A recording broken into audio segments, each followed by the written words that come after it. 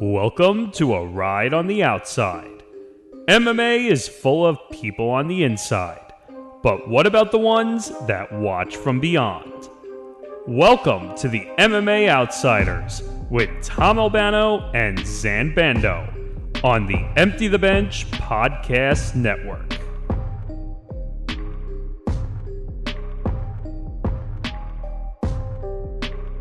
All right, welcome to episode number 91 of the MMA Outsiders. Tom Albano here alongside Zain Bando. Obviously, we were off last week. Definitely plenty of things to talk about. I mean, Zain, this is just one of those weeks where, I'm not even kidding when I say this. As we're sitting here ready to record, within the last couple of hours, our rundown looked one way, and then it completely changed another way. Yeah, but it wouldn't be the history of this very show without the rundown changing at the last minute. Am I right or am I right? Or the history of my history at the network, but whatever. Right. But it seems to happen everywhere I go. No, I just said I'm just saying this seems to happen everywhere I go. For sure. All right, but it is episode 91. We have a lot that we got to break down, involving a lot of legal ramifications. We actually have two stories in which we have lawsuits to talk about. We're no legal experts, but we will do our best with that. We have all this potential. It's our favorite kind of segments, Zain, where we have to play armchair matchmaker and armchair scheduler. I love that. and then, of course, Conor McGregor talk, Jon Jones talk, Alex Pereira talk, and recaps and previews. This is one of those weeks where boxing is going to take the spotlight. Which that means that if boxing is going to take the spotlight, that means we are inching closer and closer to the middle of July. So it seems like, in terms of the combat schedule, things are right on cue compared to last year, which is good to see. So, for sure. All right, before we get through further with anything, make sure you hit that like button, subscribe, hit the notification bell so you get notified of everything here at the Empty the Bench Network. Make sure that you are going to our YouTube home, going to youtube.com/ETB Network, hitting the like, hitting subscribe there as the network continues to climb to 800 subscribers. Make sure to follow the notification bell too. Yes. Make sure to follow us, our show, on social media, on Facebook, X, and Instagram at MMA Outsiders ETB. Make sure to follow the network on Facebook, X, Instagram, and TikTok at ETB Network. If you don't want to look at our ugly faces, then you can just listen to the show wherever you get your podcasts. Acast, Spotify, Apple Podcasts, so much more. YouTube Premium as well for that little workaround. If you don't know us by now, maybe you're new around here. To my right is Zain Bando, staff writer for BJPen.com for MMA Knockouts and the Sporting News. I'm Tom Albano, contributor for MMA News, Fan-Sided MMA, and with my work on the PFL website, we just had PFL MENA 2 this past weekend. And right now, PFL about to go into a little bit of a down period for a few weeks before the playoffs officially start. So that will be a bit of a fun time. Of course, go to etbpodcast.com for more information about the network, all the blogs that Zain and his contributors are putting out on a weekly basis. And then, of course, the MMA Outsiders, in addition to everything here at the Empty the Bench Network, is presented by Playback. Watching sports is more fun with others, but we spend too much of our time watching alone. Playback is a virtual space where communities can stream live sports together, with everyone perfectly synced up. Creators can hop on stage, deliver their own play-by-play analysis and commentary, and invite viewers up for Q&A.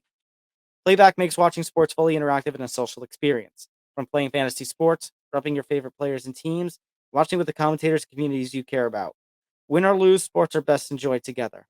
Join our community by going to playback.tv/ETB Network to find out more, including our live stream schedule. We may have some plans involving stuff about UFC 304 coming up, so stay tuned on that. But let's hop into the stories that we have this week. This one, again, a little bit more of a more recent development from the last 24 hours or 30 hours or so. And that is that Nate Diaz, obviously we were off last week, so we didn't really get to talk about Nate Diaz, Jorge Masvidal's fight. We actually did so on our own respective sports shows. Zain on Bando's Breakdowns, myself on ETB Sports. So you can find those. in the network catalog. But Nate Diaz now is claiming that he hasn't been paid $9 million of his pay. So, according to this lawsuit, according to the reports, Nate was being paid by being paid by Fanmio, obviously, for this fight. How it worked was very weird. He was getting $500,000 up front, and when we looked at the California Commission reports, Zan, we said we saw it was $500,000, but Yep. apparently he was 500,000 for him and 300,000 for Masvidal. Yep. correct. Mm-hmm. But apparently he was getting upwards of $10 million, where he was getting the 500,000 for the fight, a little upfront, and then $9 million of that was going to come from it was going to come afterwards.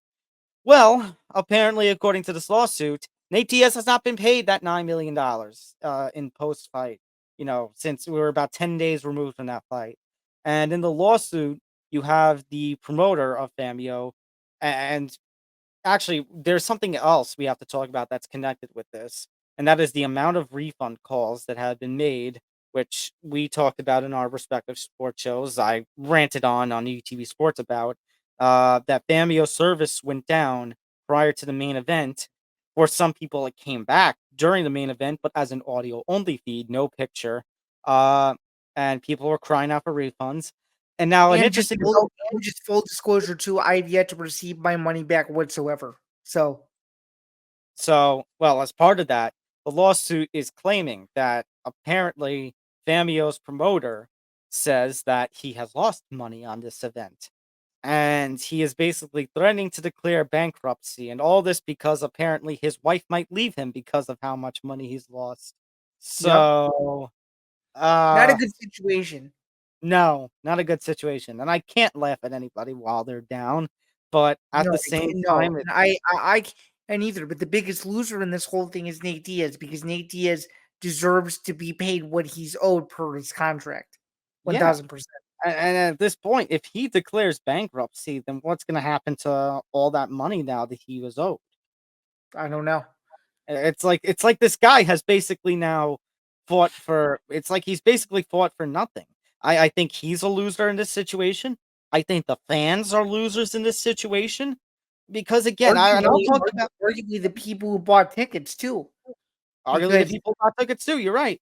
And I'll actually just say one thing because I kind of talked about it on ETV Sports, but I think it needs to be emphasized here. I get their argument was, oh, you could just go back and watch the fight. But I'll say here what I ranted about on ETV Sports. Live sports content, and this is something that these streaming platforms need to understand. I think ESPN kind of has the understanding. Netflix, DAZN seems to get it. the zone seems to get. I think Netflix is trying to get it, considering they need to get it, considering they've got WWE coming up in a few months. They Amazon have Prime seems to get it. but basically that live sports is probably the last appointment television genre that there is, because this isn't like, this is something that I think the people behind Famio need to understand, and certain other platforms might need to understand. This isn't like where on Amazon they throw up a season of The Boys and you can just binge The Boys whenever you want. This Right. is appointment television. If something happens during, let's say, a football game that's being streamed on Amazon Prime between the Patriots and the Jets, or a baseball game that is being streamed on Roku TV. I'll just use those because they have the Sunday baseball package. Right. Between the Pirates and the Cardinals.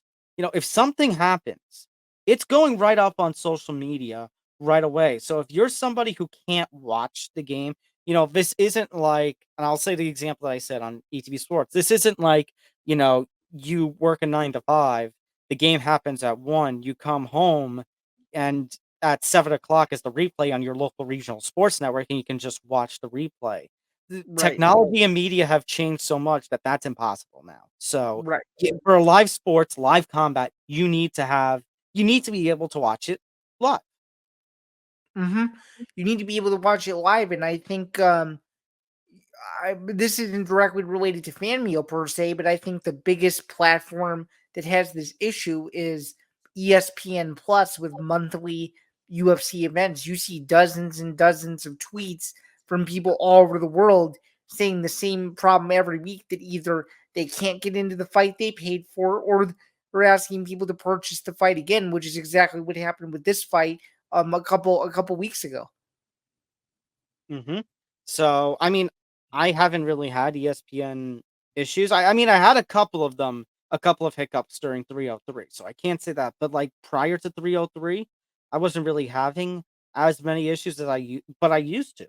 And I feel Same like you here. said, that's been a common trope with ESPN Plus of late. It's that just the constant, I mean, first, Zan, the last couple of years, it's been the constant rising of pay-per-view prices for the UFC and boxing cards. And now you also have this on top of it. So I just, these streaming platforms, like I said, not everybody, some of them get it, but these streaming platforms need to understand the amount of responsibility that there is and the amount of pressure that there is when you are delivering live sports content.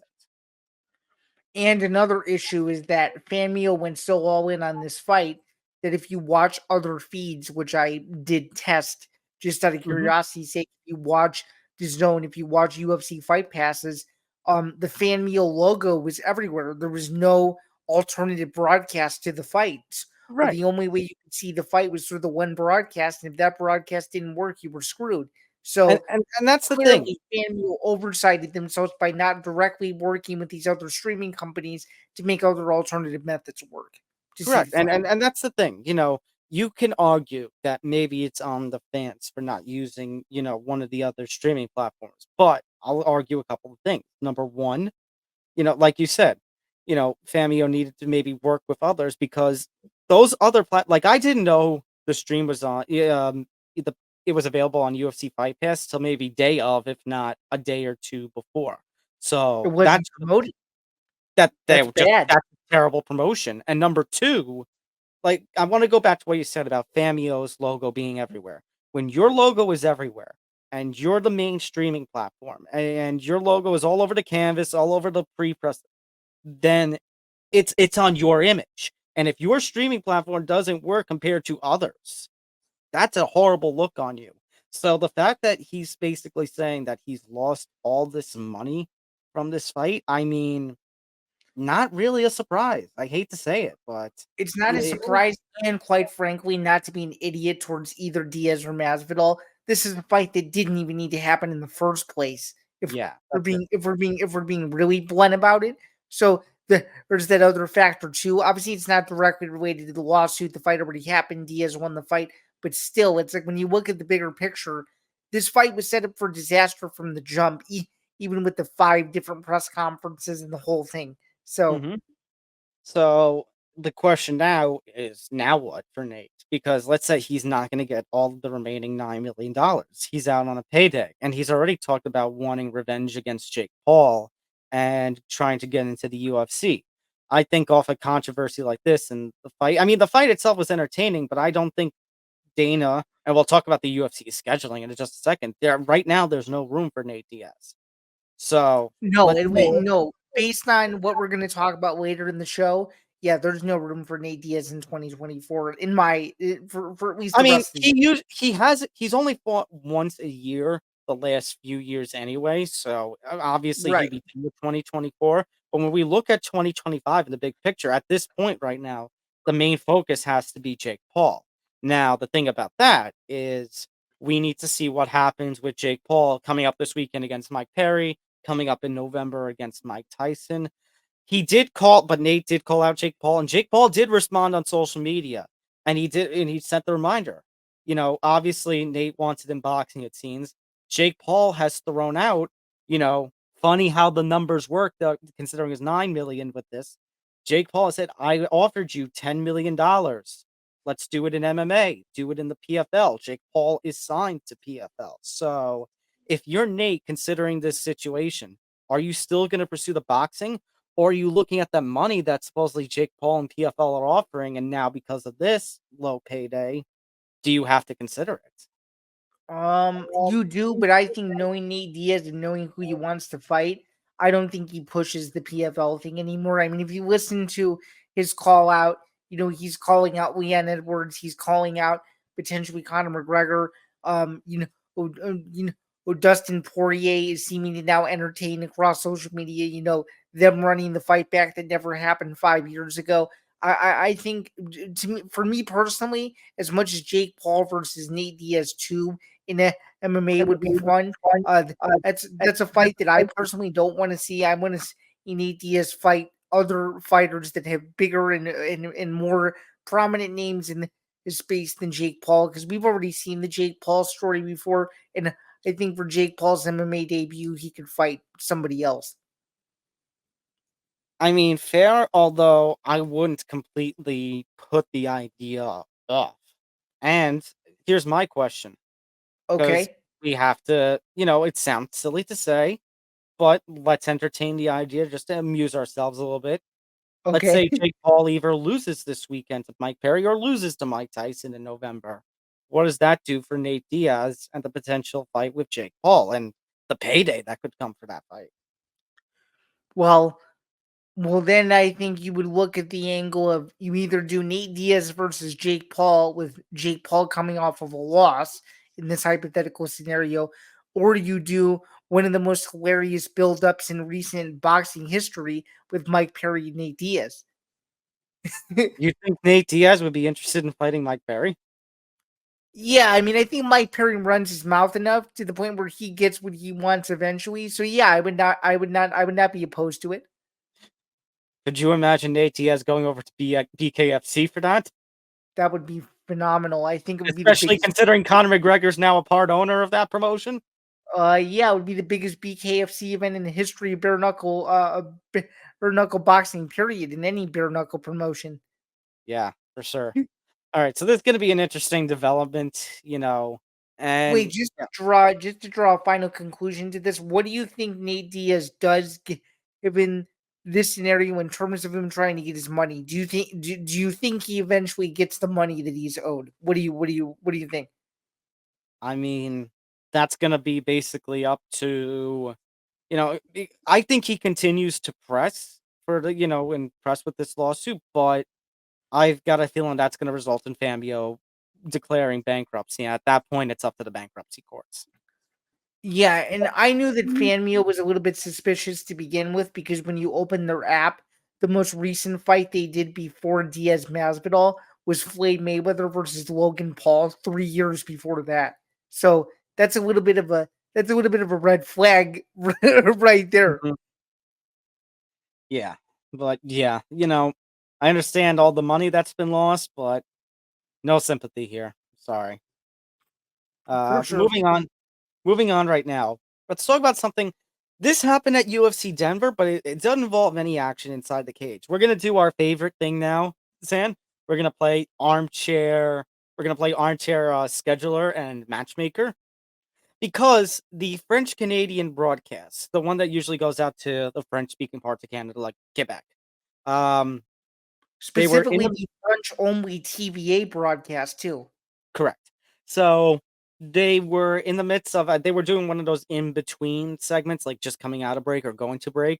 They talked about the Sphere. They were promoting the Sphere show in Las Vegas, which, by the way, still had the UFC 306 branding on it. So it looks like that really, in spite of the rebranding about, Noche UFC 2 and Riyadh season, because, yeah, it makes logical sense that, the Saudis are sponsoring a Mexican Independence weekend card, you know. And the same week of in week of a very sad terrorist attack from almost 2 decades ago, which is even more ironic. But It's a that's another. really yeah, that's a bad look. That's a whole other story. But point being, they were talking and they mentioned O'Malley versus Marab, and they mentioned Pereira versus Holloway, and it's like, wait a minute. All of a sudden now, we were talking about little concerns about the Sphere and all the money that was being put in the Sphere. And now all of a sudden they're going to do 3 title fights. Well, you had Aaron Bronstetter saying, oh, it was just speculation, and I was saying, well, and I texted you, Zen. Well, maybe he's trying to cover for his fellow Canadians. I think he was personally. Now Ariel Helwani on his show yesterday has given more clarification in what he knows. He has denied this. However, says there will be 2 title fights. Grasso Shevchenko 3 will happen. It will be the co-main event. The main event at this point, right now, according to Helwani's report, is O'Malley and Merab are going to get their wish, and the Bantamweight Championship will be on the line in the main event of that. But what of UFC 307? So as we were sitting around doing our little armchair scheduler and armchair matchmakers, Dan, we mentioned, well, what do we do about Holloway, given a situation that could happen with the 308 and the lightweight title scene, given what could happen with December? Well, according to Helwani, Pereira Holloway is now the targeted main event of UFC 307 in early October in Denver, with a co-main event of what is most likely going to be Raquel Pennington versus Kayla Harrison for the Just women's wanted to, bantamweight title. just wanted to correct you slightly. That would be Salt Lake City, Utah. Oh, Salt Lake City, pardon me. Salt Lake Yep. City.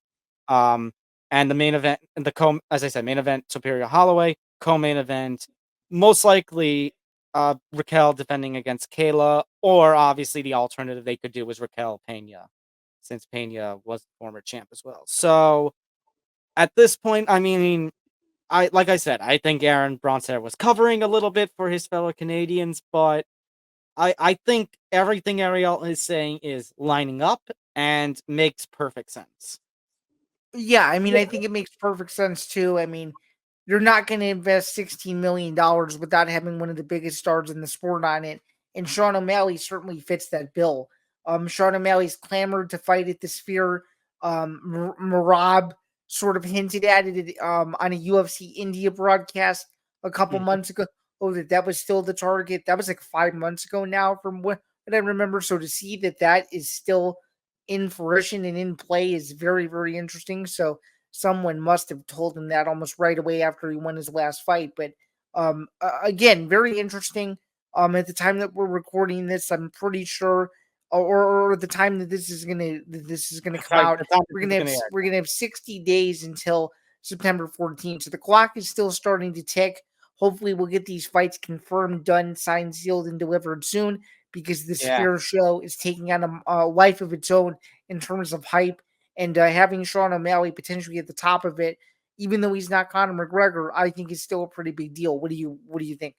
Yeah, absolutely. We'll talk about Conor McGregor in just a second, but like you said, with $16 million plus invested already, all the structure, all the layout that's going to come with the responsibility of the Sphere, the fact that Dana is hyping it up so much, again, this is something that we talked about with 303 and 300 and all these other pay-per-view. I get the business aspect that TKO wants to go down, and that they want to put a big star, how sometimes they don't want to fill big cards. I mean, a card like an International Fight Week or a milestone like 300 with all the big names, because they want to use, like, let's say the example that we talked about, use Conor McGregor's name as a name to build up a card that may not have as much.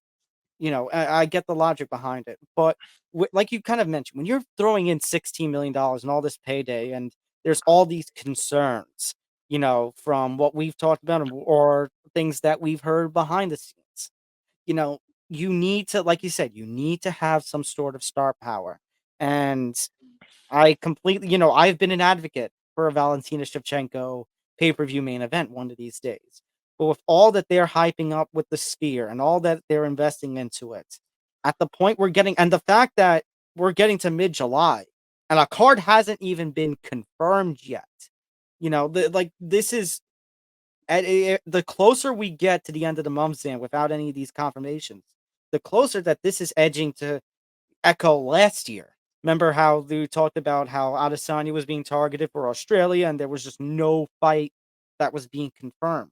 Like you mentioned, It got so bad to the point where they had to make the first Noche UFC event a fight night on a couple weeks' notice because of all the chaos that was going on. Right. So all the chaos that's going on here, you need somebody like an O'Malley. You need somebody with the star power for the Sphere card. So, O'Malley and Marab pushed, and now because of what's going on with the UFC, they get their wish. They're going to be the main event of the Sphere, as according to the report from Helwani. As far as Tapuria Holloway, I think it makes sense because I'm all for Kayla. You know how much I hype up Kayla, and I think the stars can align for her in the UFC. But you think about the Salt Lake City card, and we talked about that women's title fight potentially being a main event. You and I both know it's not going to sell. No, So it throwing won't. on Topuria and So I Holloway think that's will part help of the that. reason why they want Taporia Holloway on that card, because they know there's very few options. They want to have someone who we're going to speak about in a little bit here, headline November, although that November card could be in serious jeopardy now. So now they're almost Dan, for sorry to interrupt, but just November. We're also going to talk about somebody who could be headlining a December card, and if that fight's even going to play out. No, I know. So there, even though there's clarity, according to Ariel's report, essentially what we're telling all of you guys, if this is your main source of how you get your MMA news every week, is that even though there is some clarity, there's still so many question marks that have yet to get answered, really at all. Yeah. And So quite frankly, it's really disappointing from an Ilia Topuria perspective, because if the UFC had their ideal scenario, UFC 307 would arguably be in Spain. So, but I guess they couldn't come to a deal with some sort of arena or stadium in Spain in time. right. But again, let's go back to what we said last episode, Zan. The second half of the UFC schedule and their plans have it's gone up in smoke this year. Cuckoo. Literally Absolutely. nuts. Like every plan that they seem to have for late June into December right now is either fogged up with unclarity, has gone up in smoke, or there's so much craziness that we don't even have finalization of everything. Right, and there's even stuff that I've heard that I can't publicly speak on. That's just madness when it comes to scheduling, which may even put even a bigger wrench in those plans. But that's another discussion for another day. For now, there's another element to this. There is another element to the tier card, by the way. It's going to be very unique because how UFC pay-per-views traditionally work. You have 3 or 4 early prelims. You maybe sometimes 2. You have a 4-fight prelim card that airs on ESPN. And then you have the 5-fight main card. But here Dana is telling Pat McAfee it's going to be 5 main card fights as per normal, but there's only going to be 5 prelims. Which tells me, does that mean then we're just going to get a 2.5-hour ESPN or ESPN2 or plus broadcast the prelims and then right into the pay-per-view? That would be my guess. And it would only make sense. So there would be 2 start times, one for the prelims, one for the pay-per-view instead of 3. So I guess, but yeah, like I just it hope feels like an old school traditional UFC event to me when I read that. It does. And I know they've hyped up this card. I know they talked about it being a love letter to the combat sports and the Mexican, and the Mexican audience and the fighters of Mexican heritage. Just everything that's happening, all the chaos with this, and I just really hope this card at the Sphere 306. I hope it plays out well as it should be. I hope so too, especially considering that Dana said he's only going to come there once. So if you only have, not to steal line from Eminem, but if you only have one shot and one opportunity, they have to make the most of it. So you never know. Sorry, I had to do it. You've lost yourself, Sam, and I think I'm already losing myself. Let's talk about.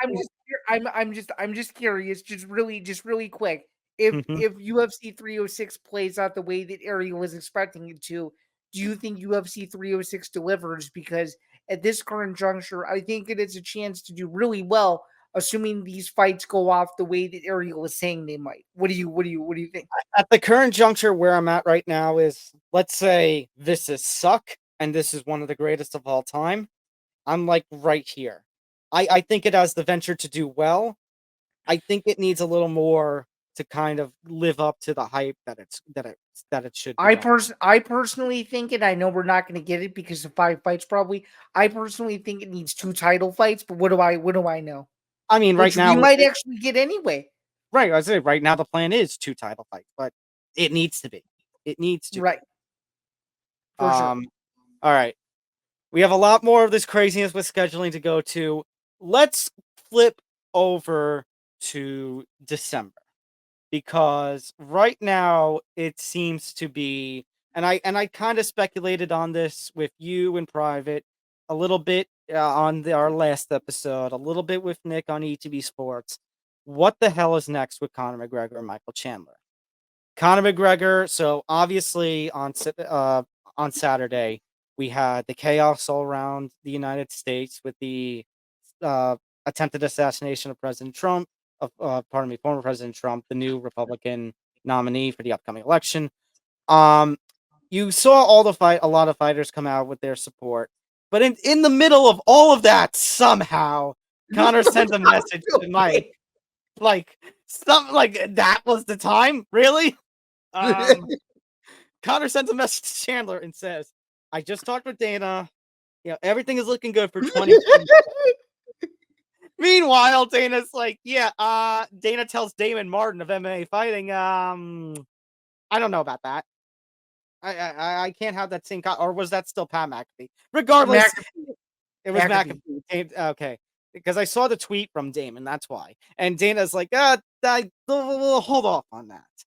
So Helwani once again gets involved and says, right now the plan is UFC 310, December 7th, main event McGregor Chandler.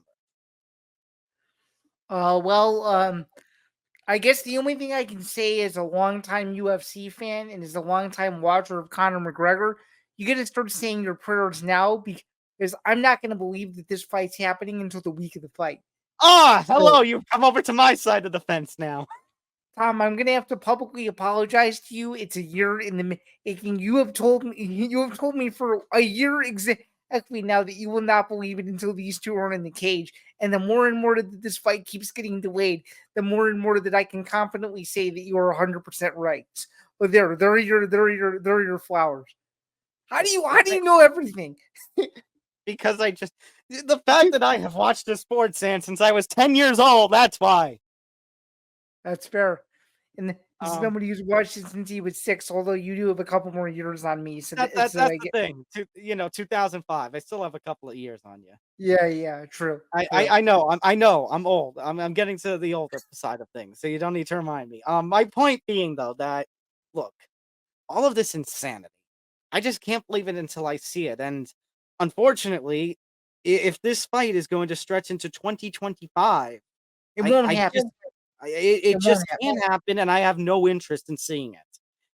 310 at this point, I already said it was now or never. I understand injuries happen, so 310 is basically it's now or never at this point. Here are my two predictions. This is just my thought. Tell me if you agree or disagree. UFC 310's main event is either going to be the fight that's in the banner on our screens right now, or for those of you on the audio-only platforms, McGregor versus Chandler, or it's going to be Pereira versus Magomed as the main event.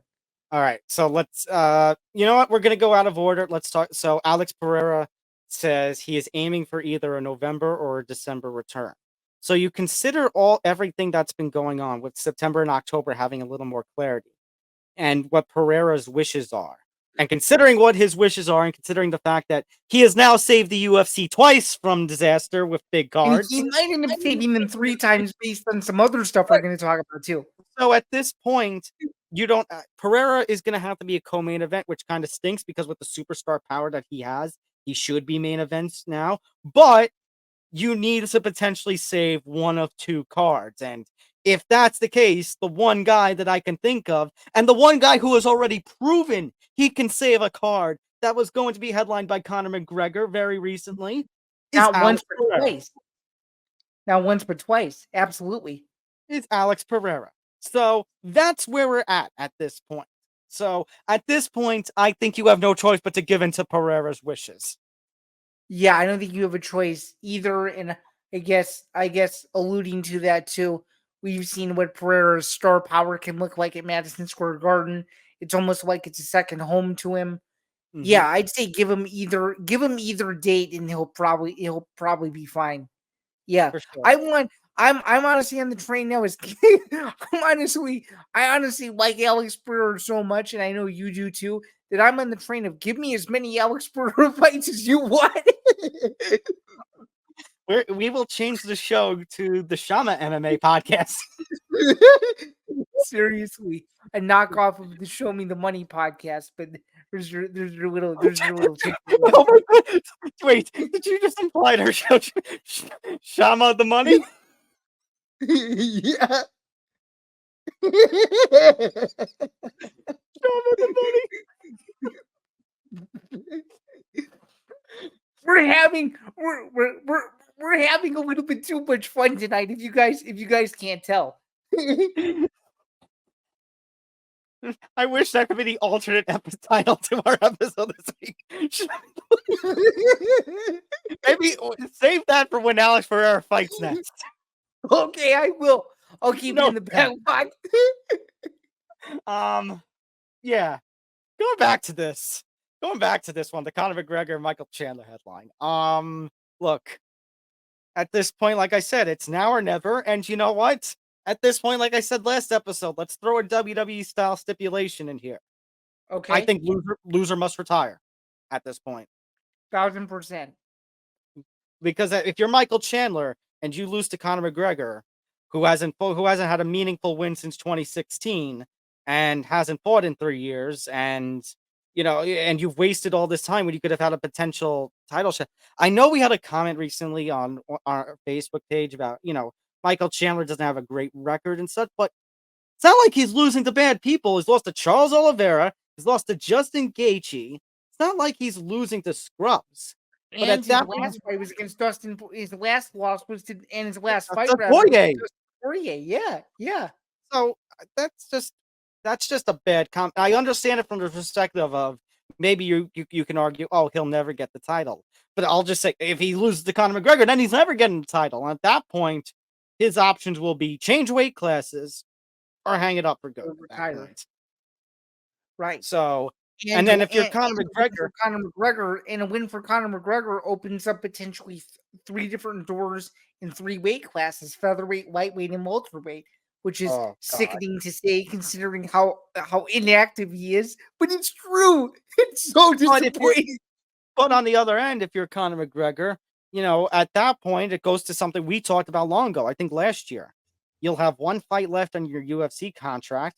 Do something like a Conor Nate or a Conor Nate 3 or a Conor Masvidal or something. And then that's it. Yeah, that's it. Which, by the way, I think the only fight is the last fight on his deal should be Conor Nate 3. That's the only fight that makes logical sense. For sure. Let's talk about another end to this, by the way, smaller end to this. So we talked about the Arman Tsarukyan situation, about, he's suspended 9 months. It's 6 months if he does the PSA. Now, I don't think we have any clarity on the PSA situation yet, but we talked about the potential, could the UFC skip him over because of the situation regardless? According to Helwani, the plan right now, there's no update on the PSA front, but the UFC is still at this point focused, assuming he's going to do it, and we're going to get Makhachev Tsarukyan in at UFC 308 as we should. Well, yeah, I mean, that's very good to hear. We were obviously super worried that this fight might not happen. Arman Tsarukyan is more than deserving of this title shot. He's done more than enough to get it. And it's really his own wrongdoing if he doesn't end up getting it. And as you just all you have to do is do a PSA. Right. I mean, as you alluded to a couple weeks ago, and you summed it up very well, it would be one of the dumbest things in the history of MMA if he chose not to do that PSA, which, according to all accounts from Ariel today, it seems like he's closer and closer to potentially doing it, which is a super big positive sign. Because everybody wants to see this fight, because this is the one fight where you don't know if Islam has ever fought a style that Arman Tsarukyan has. And this is one of those. This is also one of those fights where, even though Islam may be a slight favorite, it's one of those fights where it's such a coin flip. Probably nobody knows how it's going to end up going, which makes it very interesting. So, and if you're the UFC, you might have to be on your hands and knees begging right now that Arman Tsarukyan does this, because if this fight falls out, considering the nature of this whole second half of the year, everything's going to be screwed. Because then what do you do? Do you hope Gamrot? Because at this point, then your options, the only fighter who's going to be coming off a win is Gamrot, and who knows if that's going to be true when he fights Dan Hooker next month at 305. And then you have to hope Gamrot would be ready to do a 2.5-month turnaround. Charles Oliveira is the former champ, but he's coming off the loss to Tsarukyan. You've got Max Holloway, but Max Holloway right now, you can't take the featherweight title fight away, especially considering what we've talked about with, testing Ilya Tapura's star power. So you'd screw 307. Uh, this fight, he's got to do the PSA. It's got to happen. So if Arman Tsarukyan doesn't do the PSA and gets skipped over for a title shot, it's going to be destructive to the UFC schedule for the rest of the year, and it's going to be destructive to his career. And it's going to be destructive to Abu Dhabi, who expects Islam Makhachev to headline UFC 308. Right. And if you don't do that, I mean, do you then have to call Alex Burr and say, can you do Abu Dhabi instead? And then risk not having a backup for McGregor Chandler? Well, at that point, they would have exhausted options 1 through 10 if they had to go that route. But let's just speak based off merit here. This fight, I think, is going to happen. I'm a little bit more on the positive side than you are. Is when I think I'm focused on him doing. I'm assuming he's going to do it. My mind would just be blown and blasted away if he refused the PSA and put this fight in jeopardy. That's why I'm so up in arms about it. It's like, how is it that we're in mid-July and we don't have an answer about the PSA yet? It's unreal. It's unreal. But I think based off of sorry. We say boxing gets in its own way. We say boxing gets in its own way. It's like UFC gets in its own way now. Yeah, specifically for the second half of the year. It seemed like the first half of the year we had little to no hiccups, and then all these fights started to fall out. So it's unbelievable. And I think based on what Ariel said the other day, it takes away your theory, which I loved, which was to have 2 pay-per-views in the same month. That arguably won't happen, but that could end up being a last resort if these fights continue to fall out. You never know. But I guess I can say this though. If you need one of 2 people to save any card, you either call Alex Volkanovski or Alex Pereira. So, Volk. I know. We don't want to see him fight for the rest of the year. I know. But you never know. So, by the way, you better believe that Volk's going to be on standby if that Holloway fight somehow falls out. Wait, why do I hear Men at Work playing Land Down Under somewhere? No kidding. I wanted to go to the UFC lawsuit story, but I think we can't complete this whole bonanza without talking about this guy. So yes, Jones has just. I guess let me just say this: it wouldn't be a normal year in the United States of America. I'm just gonna say this: it would not be a normal year in the United States of America without Jon Jones getting in trouble for something, right? So we were already in a bad state, in a very concerned state, when over the weekend he put out a series of tweets which he quickly deleted. And one of them talked about, I'm in a Las Vegas airport losing like half my finger.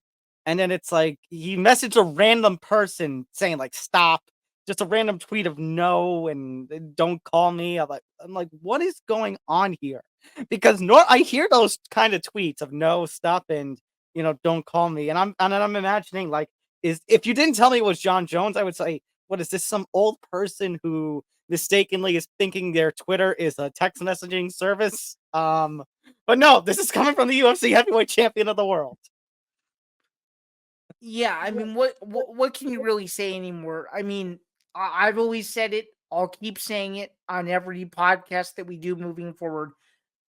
I always separate what he does in the cage versus out of the cage, but after following his entire career since his UFC debut in August of 2008, this is becoming a total headache. Now we have this whole thing from March, which I thought, and you probably agreed, I thought this was already. I thought it was already squashed. Yeah, this was already buttoned up and done. But no, apparently the Las Vegas officials are. So remember back in March, we had that little talk about his little run-in with the drug testing agent and the whole confrontation, or it seemed like on video they were fine and everything. No, Jon Jones is going to be charged with 2 misdemeanors involving that drug testing agent. I think that this will be squashed quickly. There'll be some sort of settlement. I do too. There's going to be some sort of settlement and no public statement from the UFC at all. That's But what I. at the same time, like you said, especially when we're coming off of a time, Zan, where back-to-back UFC pay-per-view post-fight press conferences. For all that we saw at 303, the big story of the post-fight press conference was Dana White. I'm trying to use a PG word here. Sucking up to Jon Jones, talking about how he's the greatest fighter of all time. That whole debate that he and Kevin Iole had, the debate that you and I had, and it's just such a bad look when you have that combined with the questions and the fan outcry of UFC 309 being Jones Stipe, and you've got all this going down. Yeah. I guess. I don't know. I guess with this news, you could say that Pereira versus Stipe or Aspinall versus Stipe sounds pretty good right now. I was gonna say it does, but here's ultimately what I think has to happen. At this point, you go to Jones and Stipe and say, "Fine, we give you 309 MSG in November, last chance." We're at the Aspinall Blades winner at the end of this month has to be the mandatory backup fighter at this point. Do you agree with the sentiment that if Jones pulls out, you strip him of the title? Yes. Yes. Yeah, I agree. I agree. And I this agree and this too. and these incidents in the span of a week just solidify it. Right. I guess with the follow up to that, what do you think the UFC can do or will do given this? Do you think they'll just let I the think settlement? I What do think you? they'll just let I think they'll just let everything play out as is. They're not concerned about it. I think, like I said, what you do. I understand we talked about the idea of Pereira maybe, maybe being in the mix and potentially the co-main events for this card, MSG card. I think Conor and Chandler, however, is such a vitriol-based situation involving fights that, aren't of a title caliber that you need to save Pereira for December, because if Conor Chandler doesn't happen, you need a main event. And like I said, twice now, Pereira has proven that he can handle a McGregor style pay-per-view. So what I think you just do here is you get Aspinall. If Aspinall wins, you get him on standby to back up, whoever falls out of this main event. And if the other fighter isn't happy with it, then maybe you say, screw it, have Blades or Gone on standby, and you do a rematch for a vacant heavyweight title as an MSG main event. Right, right. The big thing that's so ironic about this is we were sitting here exactly a year ago talking about this Jones Stipe fight getting canceled, and now we're sitting here almost a year to the exact week, and now we're talking about this fight potentially being canceled again. It's absolute madness. Yeah, no, it's madness, and I can't believe it's gone this long. By the way, we still don't have an answer because Jon Jones continues to push for November 9th, and Bo Nicholas now joined with him, and David Gilmour, the lead of former guitarist and lead of Pink Floyd, is still saying, yeah, about that. Yeah, that's still interesting that date is still being flown around. And actually, Ignoker of Cage Side Press did his due diligence and reached out to MSG and could not even get a clear answer on what was going on. So no one knows. At this point, signs are it has to be November 16th. Because if it's not, oh man, is the UFC scheduling even more of a dumpster fire?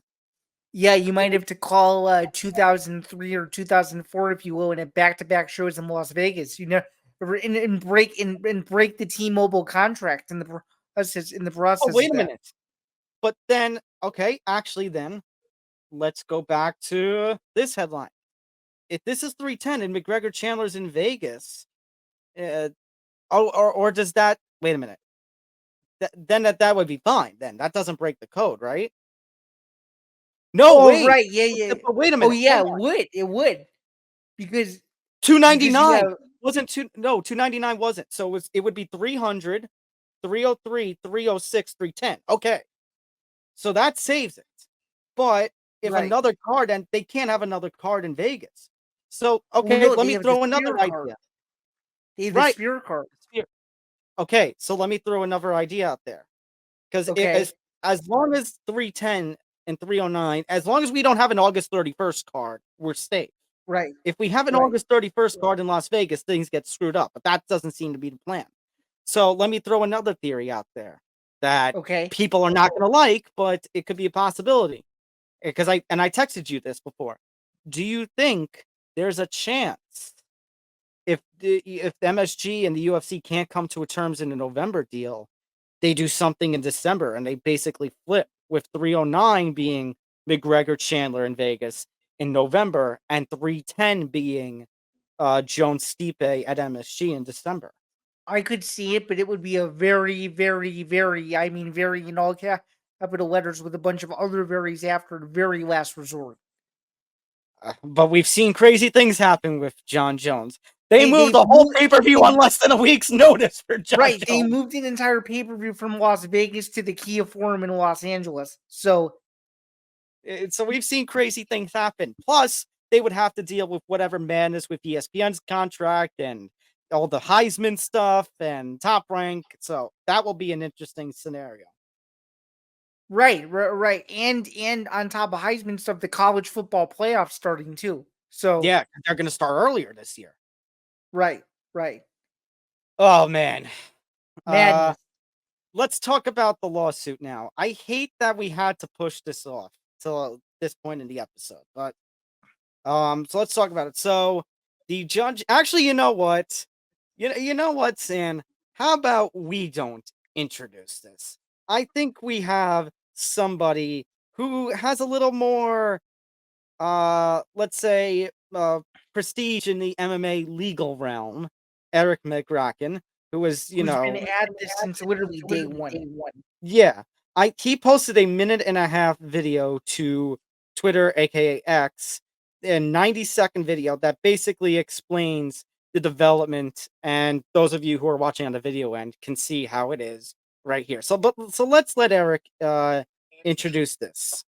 The UFC antitrust lawsuit settlement just hit a speed bump for the second time. So the UFC was being sued for billions of dollars, potentially billions of dollars, for antitrust violations. The UFC and the fighters agreed to a settlement. They agreed to settle for $335 million plus some contractual changes. Well, a few weeks ago, this antitrust settlement went to court for approval, and the court didn't approve it. The court had serious concerns and pushed the hearing back. Today, that hearing took place, and the court again expressed serious concerns. Reporter Josh Gross was present, and his tweets speak for themselves. Next week, Judge Boulware is going to give his reasons, and the world's going to find out if this settlement is approved or if it's not approved. But it looks like the court is leaning towards not approving the settlement. Now, what does this mean? Let's assume the court does not approve the settlement. The court's going to give reasons as to why it's not being approved, and in a nutshell, it's going to be because the court believes it's unfair to fighters. That's going to leave really one of two choices. The parties then either go back to the negotiating table, and the UFC is going to have to pay up an amount that the judge thinks is fair to all the fighters, or the parties refuse to reach a new deal, and this thing goes to jury trial. So this case isn't over. There's still some twists and turns here, and this is worth keeping an eye on. So that came from Saturday, by the way. That's when he talked about it happened today. And he mentioned Josh Gross's thread on this. So Josh Gross, longtime MMA reporter, has been on the scene since about 2000, has worked at ESPN, Sports Illustrated. He's, I believe, with The Athletic MMA now. Covers he's currently with The Guardian and was a long-time executive editor at Sherdog. He's been around a long time. And he's the MMA. Is he still the MMA journalist president, like his Twitter says? I'm pretty sure, yeah. Okay, so there was a lot that he was in the room when Judge Boulware made the ruling. So here's his thread. Judge Boulware did not grant preliminary approval for the UFC class action antitrust settlement today. I was in the courtroom this afternoon. Boulware expressed... Hold on, let me switch the switch this back on the video end. Judge Boulware did not grant. Boulware expressed several areas of concern, and it sure seemed to me that he's leaning toward denying the deal and moving to a jury trial. Judge Boulware would deliver the ruling next week. Notes on the judge's big concerns: conflict between the classes. Lee is focused on money. Johnson focused on injunctive relief. That revolves around the two fighters who are at the center of the class action lawsuits: Kung Lee and Kujin Johnson. Lee covers fighters from 2011, late 2010 to I think mid 2017. That sounds And right. Yep. and then the Johnson lawsuit is mid 2017 through 2021. The Lee class action is focused on money for fighters. The Johnson one is focused on injunctive relief. In other words, contractual changes and protections in the contracts. The tension is a problem for Boulware. Are the monetary damages sufficient? As McGregor kind of mentioned, Boulware addressed the amount of money awarded to fighters in a settlement and how it's being distributed, especially compared to what fighters could win a trial with. The potential when it goes to jury settlements, Zain, is the term treble damages, which is basically triple the amount of money that would get. That would be money that would be out there. Many Johnson class members signed class action antitrust waivers that are now standard in UFC contracts. There was a lot of talk regarding this issue. Boulware was concerned that due to the waiver, many current fighters won't receive a meaningful cash reward or changes to contracts. Boulware discussed the plaintiff's counsel incentive to settle. He was clear he wasn't suggesting any wrongdoing. However, he intimated, in other words, hinted, that the push to settle could cost the Johnson members twice, leaving them without big money rewards or a practical legal recourse moving forward. The judge found it difficult to swallow that current fighters might have signed away any potential for future litigation in exchange for $3,000, which is what the ones who signed the waiver are set to receive based on the settlement agreement. So back in March, the TKO, who is now the parent company of the UFC and WWE, gave out $335 million to the class action suing fighters. We talked about how it would only be about $3,000 or so for each of the fighters involved. Now, if I remember there was somebody from Forbes, Paul Gift, who, when he tweeted out the original concerns about Judge Boulware, mentioned the class action lawsuit was going to, the amount of damages that they were looking for was going to be upwards to $1.6 billion. So $335 million versus $1.6 billion is a significant difference. And I think he does have a point when he mentions, talk about all the injunctive relief and freedom for fighters.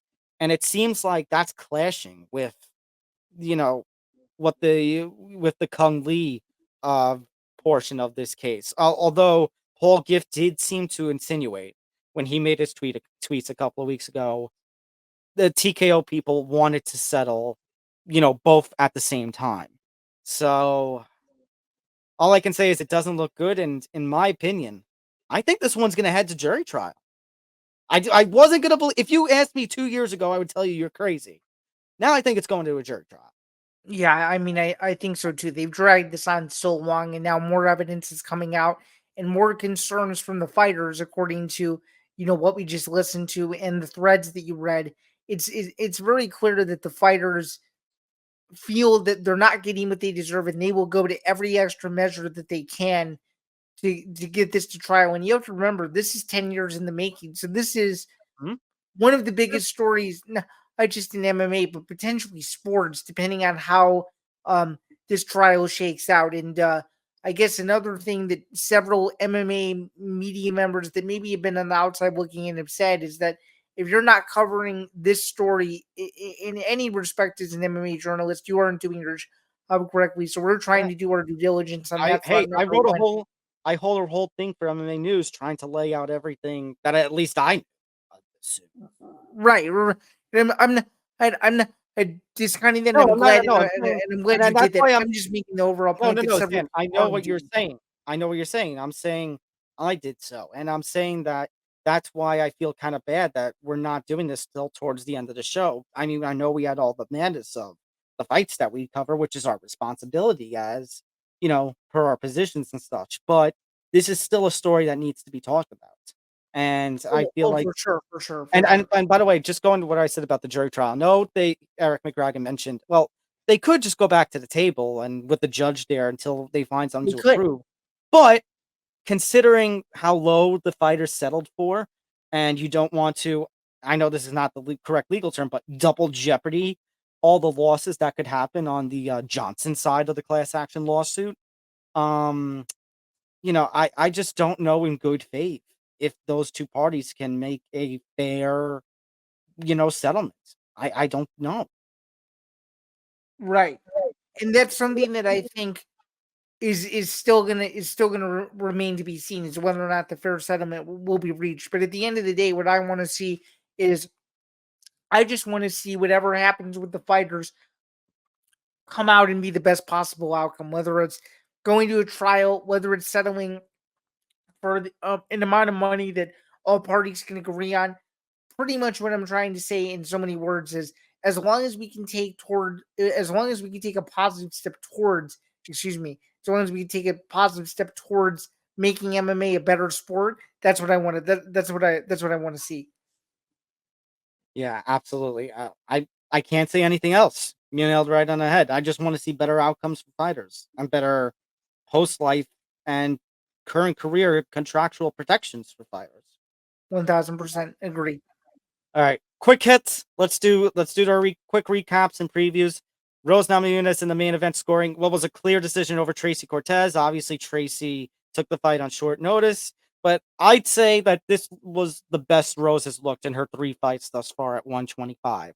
Her striking was on point. Cortez tried to battle back with grappling, but Rose showed her own skills in that area. Cortez tried the late pressure in round 5, got the win in the round, but it was too little too late by that point. Rose looked great. There's no other better way to say it. Do I think Rose is going to match up well when she tries to take on the top of that class, like Manon Fierro or Valentina or Alexa Grasso? No. But I think she's making great progress, great strides at a new weight class now. A new heavier weight class. I think so too, 1000%. And I think another thing to bear in mind too is Rose Namajunas being a former 2-time strawweight champion has got to count for something. And Right. when you have Tracy Cortez coming in a little bit heavier, and I don't mean that in a negative way. It was just true. She struggled with her weight cut. Yeah. With her not coming in, at the weight where she should have been, and with the altitude and elevation getting to her, you could see her slowing down as compared to her first 5 UFC fights where she won almost all of them with ease. So that's what happens when you have a fighter that is a decade plus run of UFC experience versus someone who maybe has a little bit less than half of that. Try to go in and fight in her first 5-round fight. It's not going to be easy, and Rose definitely did not make it easy on Cortez. Yeah, no, absolutely not. As far as what's next for Rose, I know she talked about maybe wanting to rematch Manon.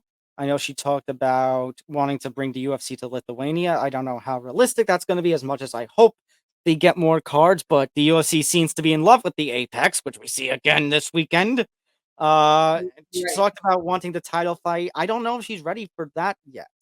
I'd say one more fight, and then you give her a number 1 contenders fight.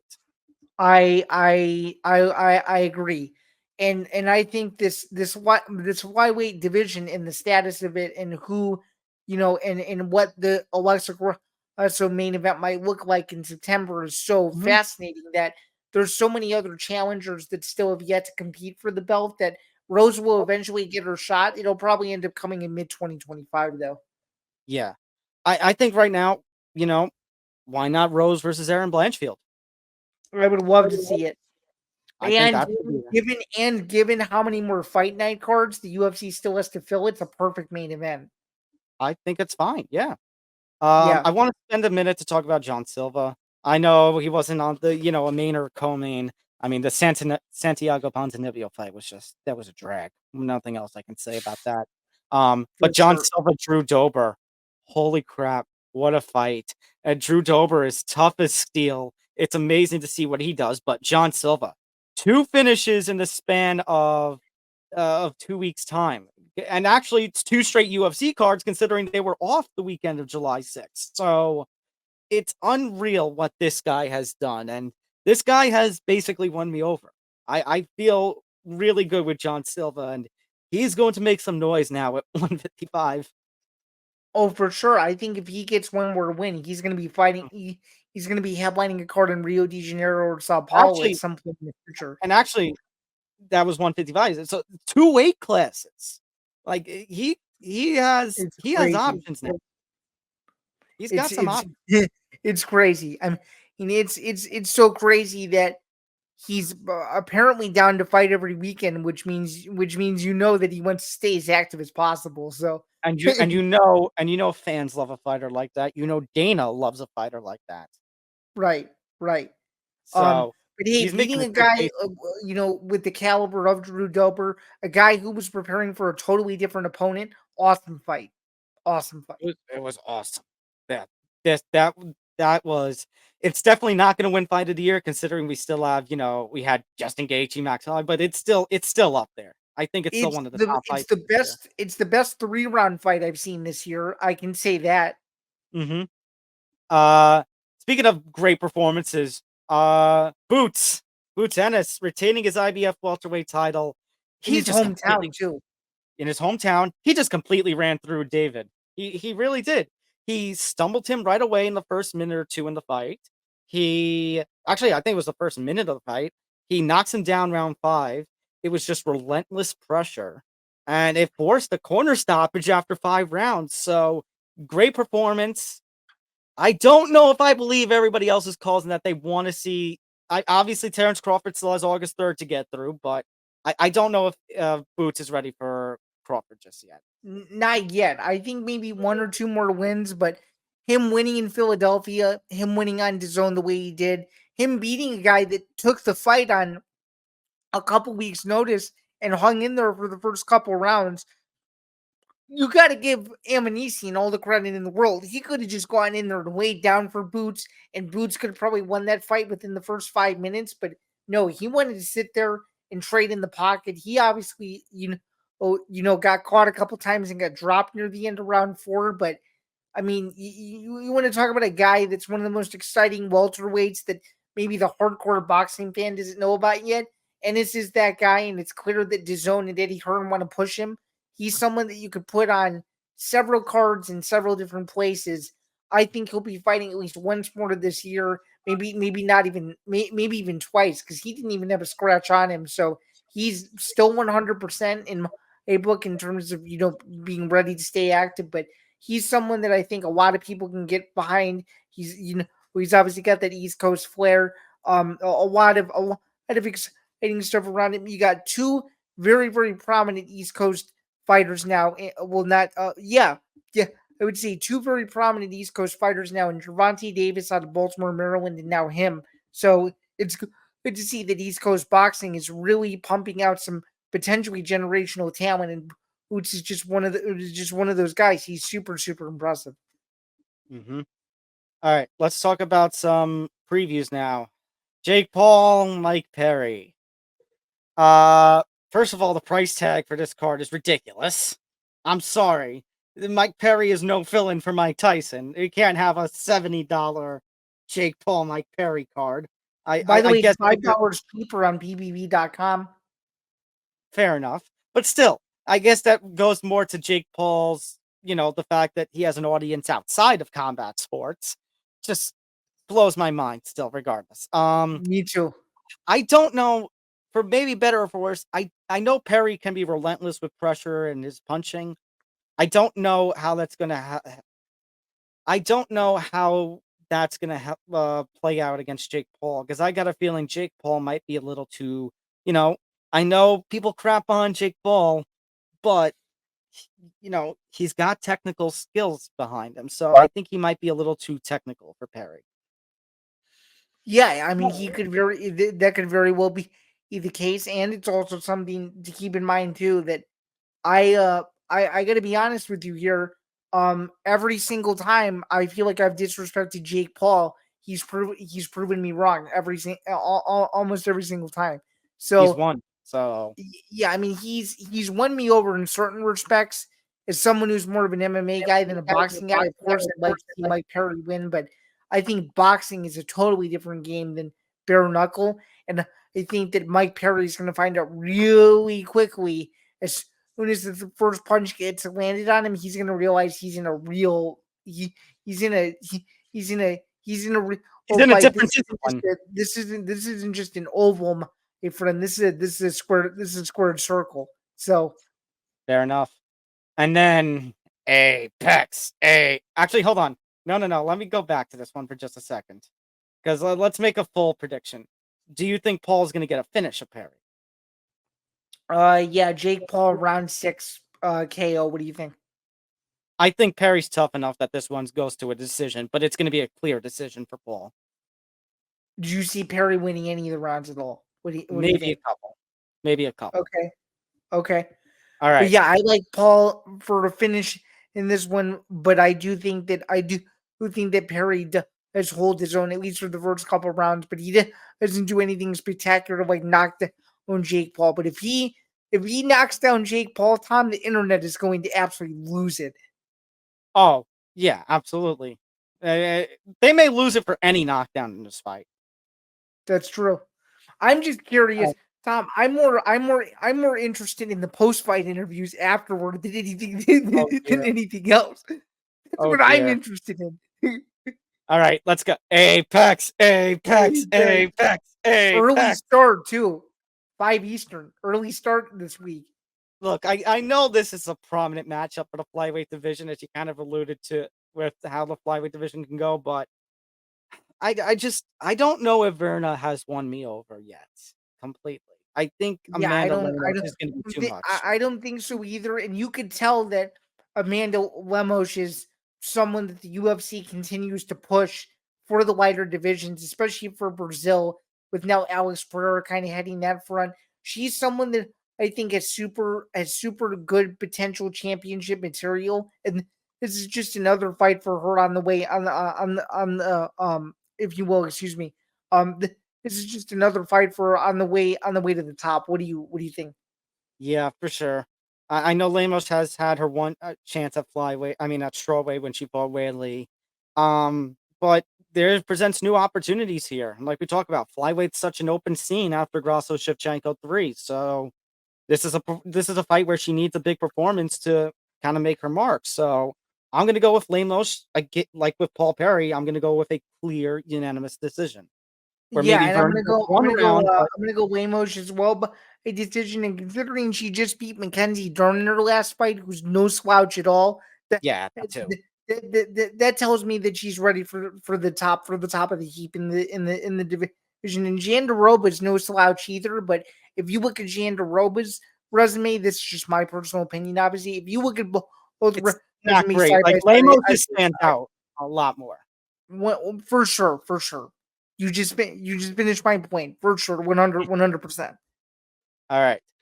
Before we get out of here, just a little note. At the time we're recording this, the WBC has ordered Shakur Stevenson to fight Zapata. The two have to come to terms by August 20th. Okay, well, I think this is just another chapter in the Shakur Stevenson book that's yet to be written. What do you think? You summed it up better than I could. Yeah, for sure. And by the way, before we officially get out of here, Tom, I just wanted to get your quick thoughts of being tied with producer Pat at 181 wins going into UFC Vegas 94. How do you feel about it? First of all, thanks for jinxing me, and I'm gonna have a crappy performance on this weekend's card. We still have 5 months to go, Zain. It's a marathon. 20 cards left, by the way. 20 cards to go. We still have plenty of time, so it's cool, but we're not finished just yet. So there's still more work to be done. For sure, and just for clarity's sake, in case some of you have not followed her, I'm currently sitting at 157 wins, so I have a lot more work to do, but that's either here nor there. Before we get out of here, be sure to like and subscribe. Be sure to follow the Empty the Bench Podcast Network across social media at youtube.com/ETB Network. You can follow our show at MMA Outsiders ETB. Be sure to like and subscribe. As we are slowly but surely approaching 1,000 subscribers, it would be greatly appreciated to do so. Go to youtube.com/ETB Network. Be sure to hit the like button. Be sure to share this episode out and be sure to hit the notification bell. That way you don't miss the MMA Outsiders or any of our shows. You can also listen to the MMA Outsiders wherever you get your podcasts. Apple Podcast, Spotify, YouTube Premium, so much more. I think we've essentially covered everything, except we just wanted to remind you all too that the MMA Outsiders is presented by a Playback, so shout out to them. And of course, shout out to our website with all of our content, etbpodcast.com. Tom, am I missing anything? No, I think we're good. So, for Zain, I'm Tom. We'll see you next time on the MMA Outsiders. Bye, everyone. Have a good one. Take care.